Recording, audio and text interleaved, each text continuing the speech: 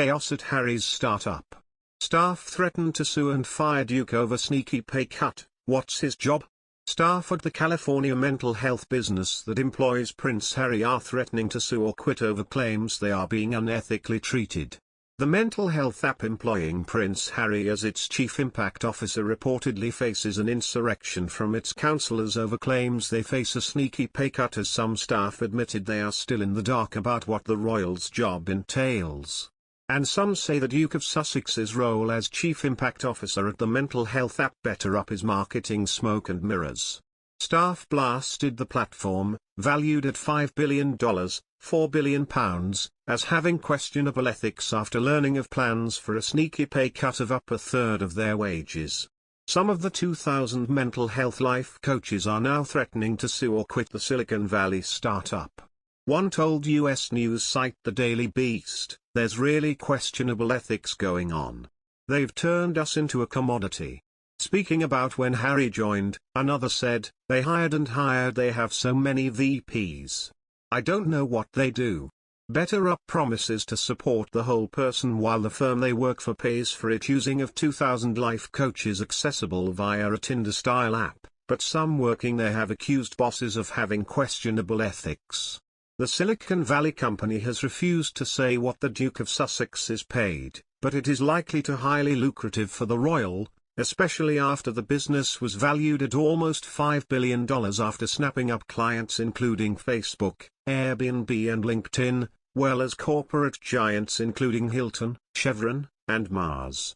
Coaches are said to be quitting and considering suing, with one declaring, "For a company whose mission is to help empower people throughout the world. They're not walking the walk." One said, "There's so many of us now who are upset. I would say my heart is broken. And I think there's really questionable ethics going on.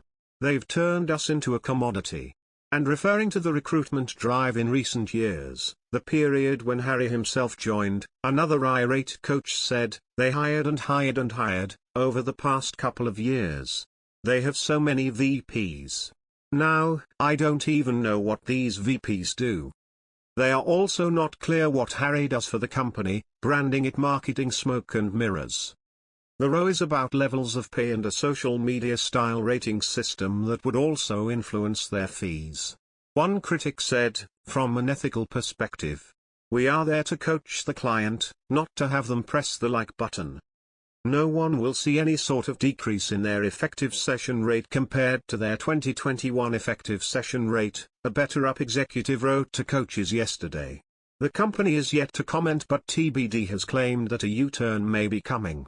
It came as Duke of Sussex has chided the reluctance of Britons to seek counselling and praised what he called the "I'll get my therapist to call your therapist" mentality he's found since moving to California with Meghan, and suggested that the Americans have it right when it comes to therapy in a cameo appearance on the Masters of Scale podcast recorded at the Invictus Games.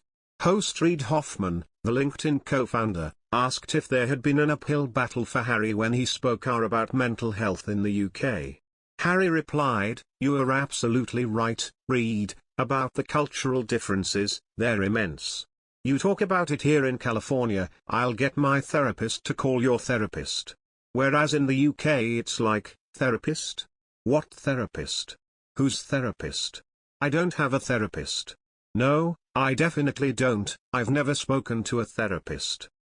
He said, "I started to realize parts of my own story were being mirrored or reflected in that." Harry once claimed he had suffered burnout and waxed lyrical about the importance of taking time for inner work. Social media users criticized the Duke for his comments, with one baffled Twitter user writing, "What the hell is he talking about? He's never done a hard day's work in his life.